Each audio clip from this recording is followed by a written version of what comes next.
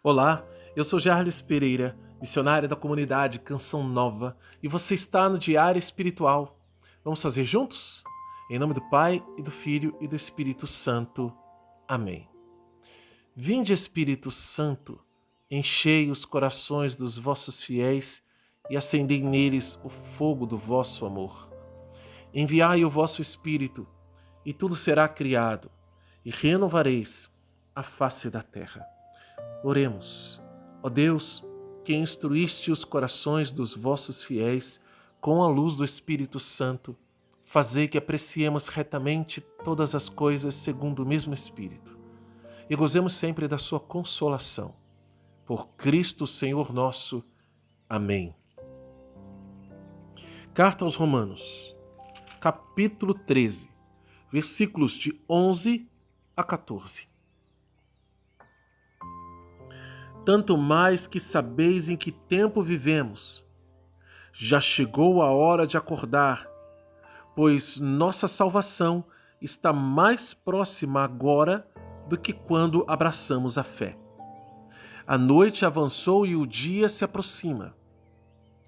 Portanto, deixemos as obras das trevas e vistamos a armadura da luz.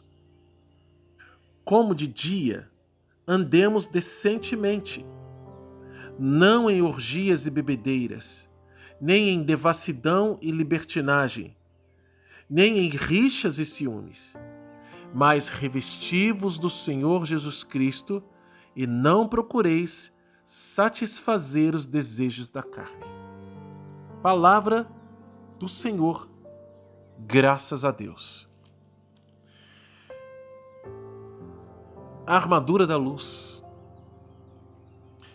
é o que Paulo está dizendo que nós devemos nos revestir. Todo esse trecho é ordem de Deus para nós. E é a continuação, obviamente, do que nós lemos antes, né? E o que nós lemos antes? Eu acho que vale a pena a gente tomar o trecho anterior. Não devais nada a ninguém. Versículo 8. Não devais nada a ninguém, a não ser o amor mútuo, pois quem ama o outro cumpriu a lei.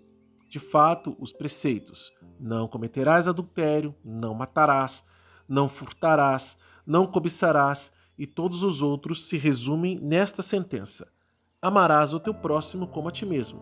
A caridade não pratica o mal contra o outro. Portanto, a caridade é a plenitude da lei. Agora vem o trecho de hoje. Tanto mais que sabemos em que tempo vivemos. Então, assim, Paulo está contando com a consciência dos seus leitores para o tempo em que nós estamos vivendo. E aqui, este tempo é o quê? A consideração do tempo da graça, do tempo escatológico que estamos vivendo, os últimos dias.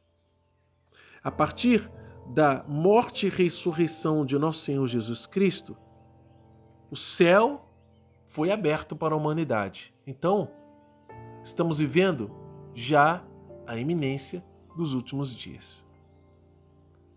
Aí alguém poderia dizer, poxa, mas que demora esses últimos dias, né? São 2000 anos de últimos dias. Será que vai chegar esse último dia?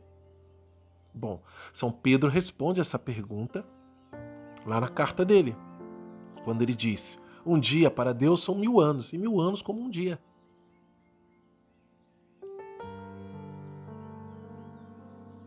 Se a gente pensar que Deus está demorando, estamos errados, porque na verdade Ele está usando de misericórdia para conosco.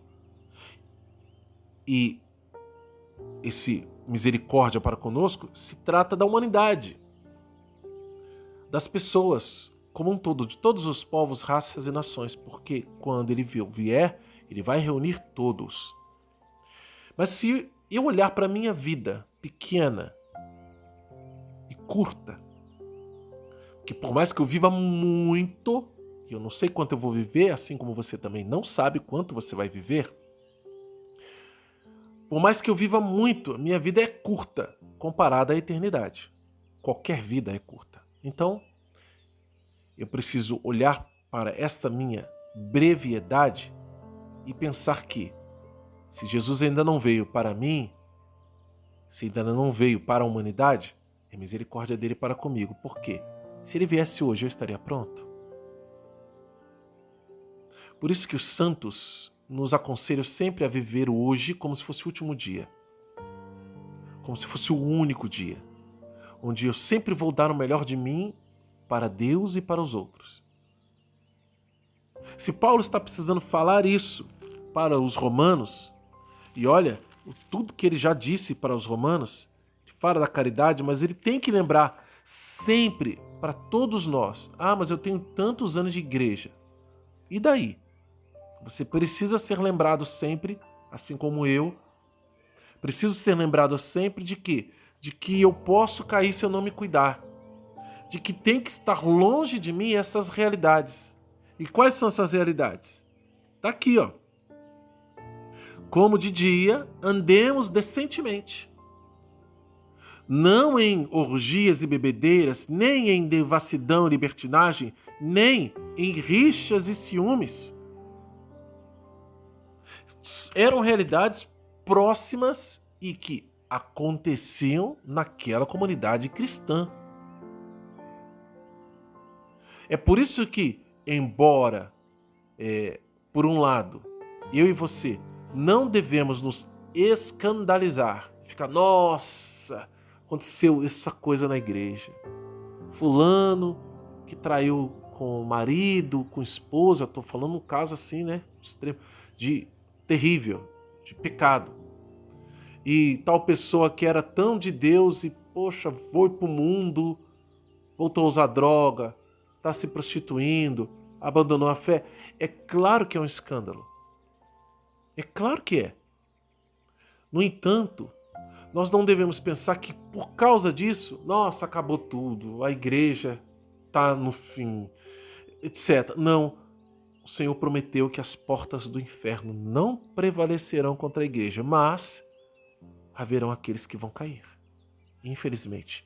Por fraqueza, por causa da sedução do pecado. Então, tanto hoje quanto ontem, esse ontem aqui no tempo de Paulo, quanto lá naquele tempo, Paulo tem que falar para os cristãos que já estão há muito tempo, ou para quem está chegando agora, que tem que evitar o pecado. Que tem que cuidar para não pecar, para não cair. Ele fala, por quê? Porque a tentação ela não vai embora, gente. A tentação só acaba quando a gente morre. Aí não tem tentação mais. Não tem como tentar. Porque vai para a presença de Deus. E o tentador teve o tempo dele. Fora isso, enquanto estivermos aqui, a gente vai sempre ser tentado. Então, atentados a orgias e bebedeiras, a devassidão e libertinagem, a rixas e ciúmes. Esse era o caso dessa comunidade. Tem outras comunidades e outras pessoas com outros tipos de tentação. Seja qual for. Nós precisamos fazer o quê? Nos revestir da armadura da luz. O que é a armadura da luz? É, sobretudo, andar na verdade. Porque a luz lança fora as trevas. Aqui, como ele fala no versículo 13, como de dia, andemos decentemente. Ninguém vai andar de dia de maneira indecente. Se bem que tem gente que anda, né? As trevas são tão grandes na vida da pessoa que ela anda em qualquer horário assim. E vai para qualquer lugar assim. De forma indecente. Não tem pudor. Falando do próprio corpo, né? Coisas que as pessoas deveriam ter vergonha de fazer e usar, fazem de dia em qualquer lugar. Roupa, dança, palavra. Não tem nenhuma decência. Em geral, a pessoa que quer fazer algo indecente, ela faz à noite, faz no escuro, faz escondido, porque é próprio das trevas. Então, Paulo está dizendo isso. Andemos como de dia. Que horas? O tempo todo. Mesmo na noite, mesmo no escuro, mesmo no escondido. É como se eu estivesse de dia. E, na verdade, para Deus, é de dia. Se a gente olhar lá o Salmo 138, nem as trevas são ocultas para ti. É como se fosse dia, claro. Deus vê tudo. Então Paulo está querendo que a gente obedeça essa ordem aqui. São ordens importantes para quem já caminha com Deus. Mas não pode vacilar.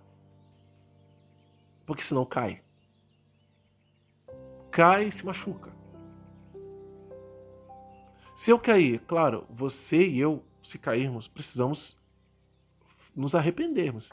Temos a consciência. Eu não deveria ter pecado. Não deveria ter feito isso. Eu ofendi a Deus. Me ama tanto, quer meu bem e eu fiz isso. Ofendeu a Deus. Então eu preciso procurar a confissão com o coração contrito mesmo. Contrição.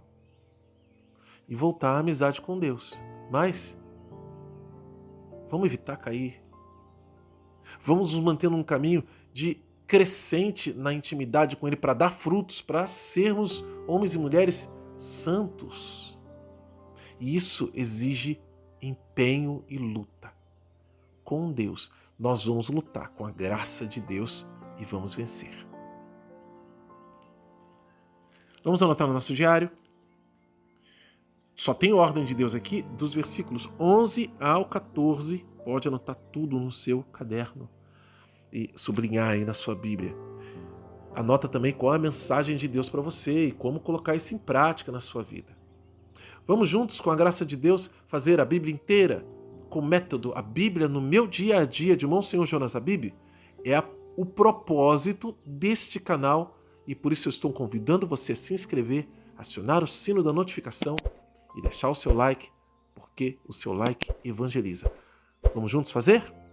Bom, para que você tenha todas as instruções, aqui na descrição desse vídeo tem o passo a passo para você. Que Deus a abençoe.